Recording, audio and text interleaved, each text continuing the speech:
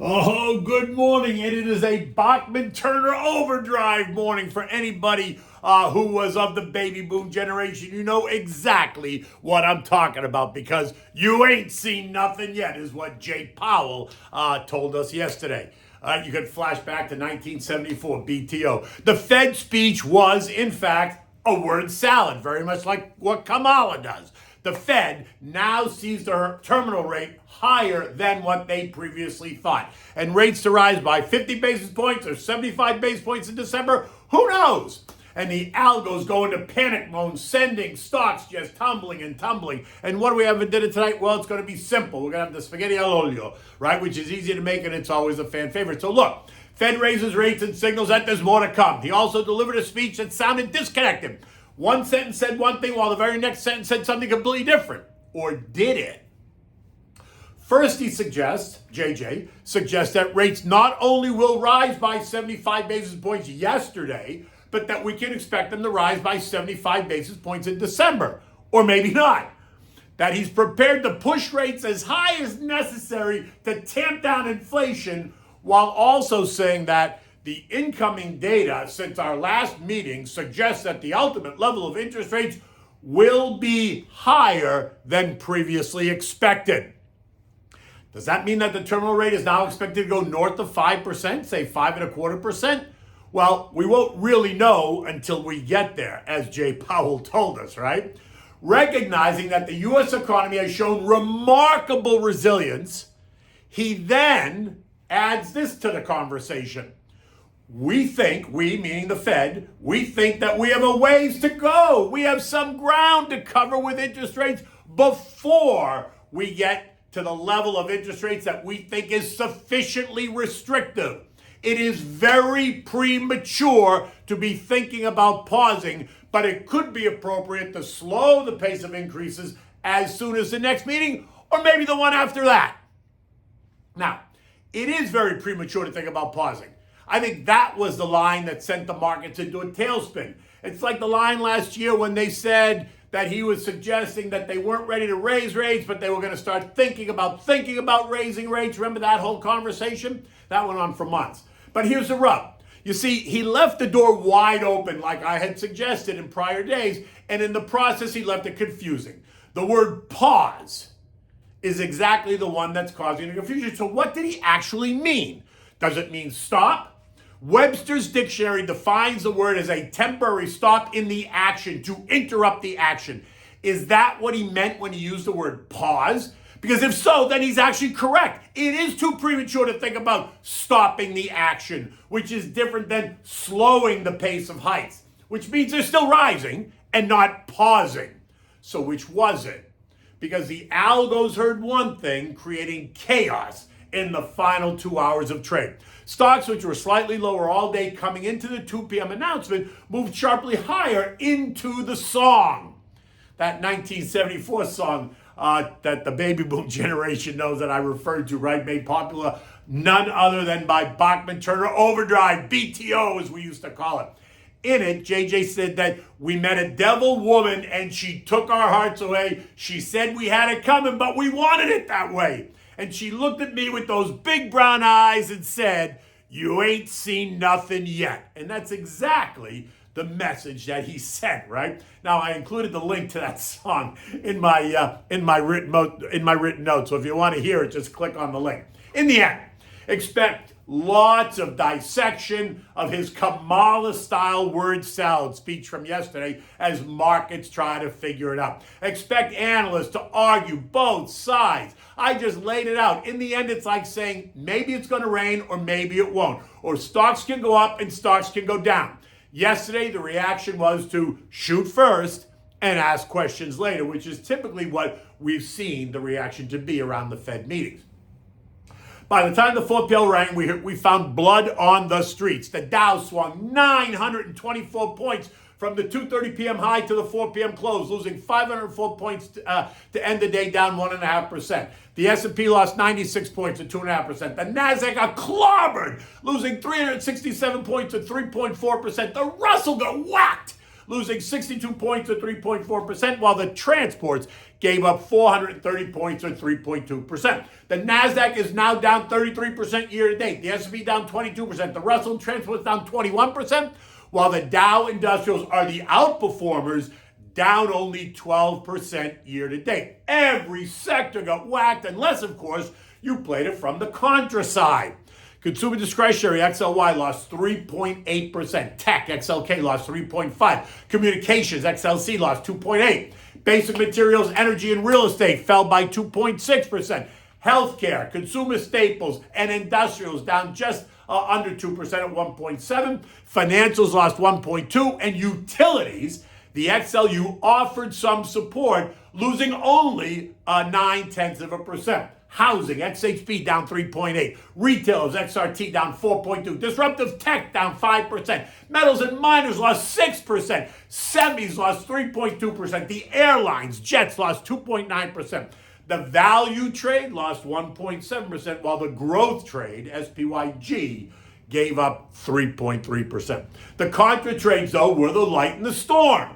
The DOG was up 1.6%, PSQ was up 3.4%, and the SH was up 2.5%, while the VIXI, the fear index, VIXY, gained nearly 3%. In the end, while it was confusing for the algos, you just have to ask, did JJ really say anything that we did not expect? And to that, the answer is no.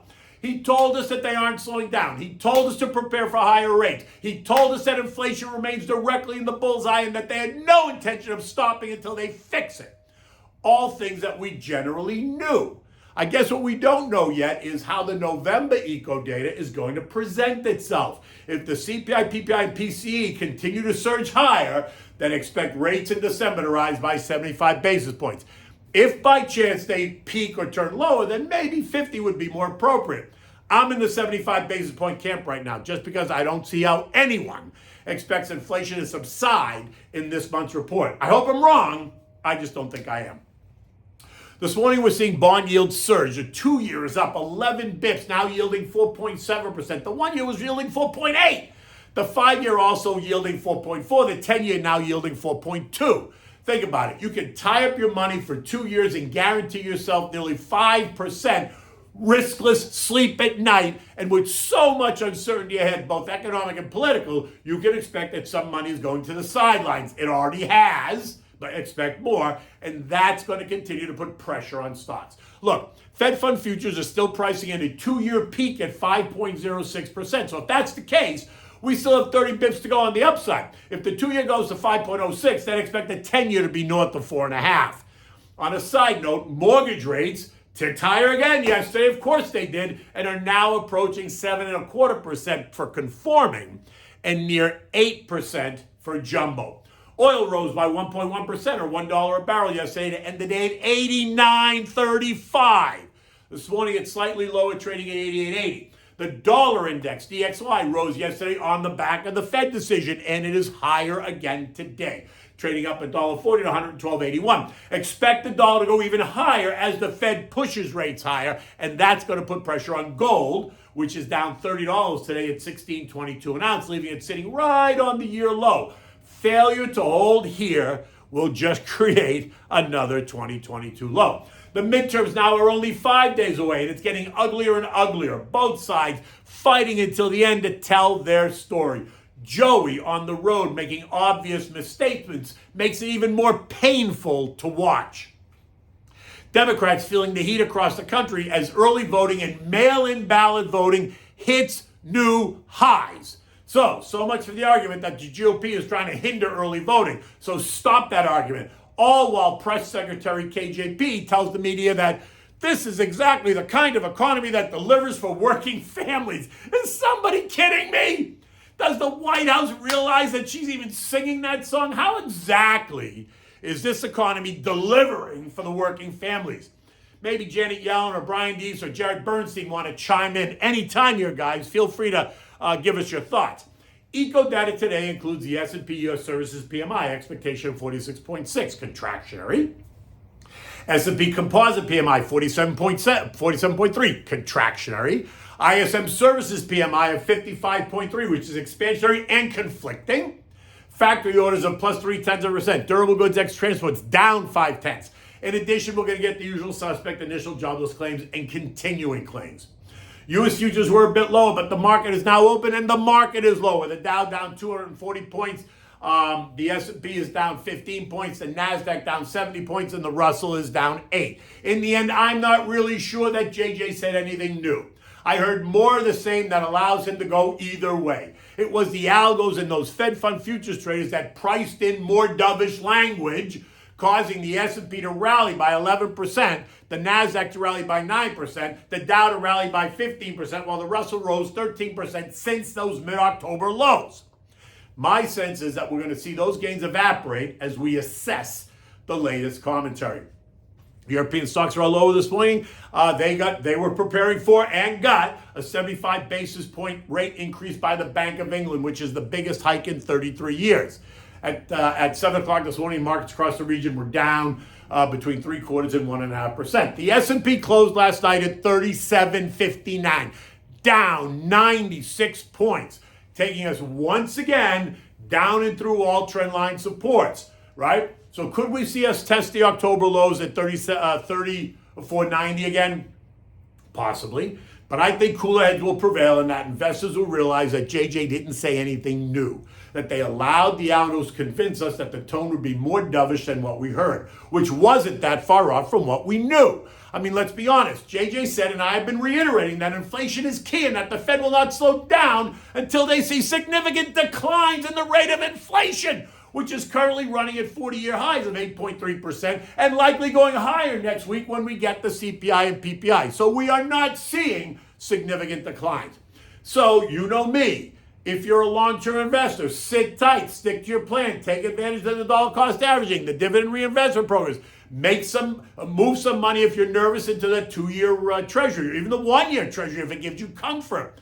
Overweight the big boring names and buy the stuff that people need. By now you know what it is, and I'm not telling you to eliminate or liquidate your tech stocks. Just make them underweight. Okay, so what do we have for dinner today? Well, we're going to have the spaghetti al olio, which is really all it is spaghetti and a garlic and oil sauce. You can you dress it up with fresh grated Parmigiano cheese and maybe some toasted breadcrumbs. So for this, you need a pound of spaghetti. You need 5 big cloves of garlic thinly sliced. Plus, you want 2 large cloves whole. You need olive oil, fresh grated Parmigiano cheese, toasted breadcrumbs if you want to use them. And if you like, you could add some red pepper flakes when you serve the dish. You want to bring a pot of salted water to a rolling boil, put the spaghetti in, let it cook for the 8 minutes or so you want it to be al dente. In the meantime, get a big saute pan. You want to put enough olive oil on the bottom and then some, because the olive oil is ultimately the sauce, so be generous. Add your sliced garlic and your whole garlic. Turn the heat up, saute it. Don't burn it, just saute it. Let it get nice and toasty, right? It's not going to take you any longer than it's going to take the pasta to cook. So it's 5 to 8 minutes max, right? And so then what you're going to do is then you're going to take the pasta out of the pot using tongs. Take the pasta out of the pot, put it directly in the oil and garlic, and toss it so that the pasta is all coated with the oil and the garlic, right? Now, you're going to serve that immediately into warm bowls. You're going to top it with a handful of toasted breadcrumbs, just unseasoned toasted breadcrumbs, and then a healthy amount of fresh grated Parmigiano cheese. It's a simple, simple, simple dish. It was my grandfather's favorite. I'll never forget when my grandmother used to make it, because she used to make it for him at least twice a week because he really, really enjoyed it. In any event, if you've never had it, you should try it. It will become a fan favorite. But until tomorrow, take good care.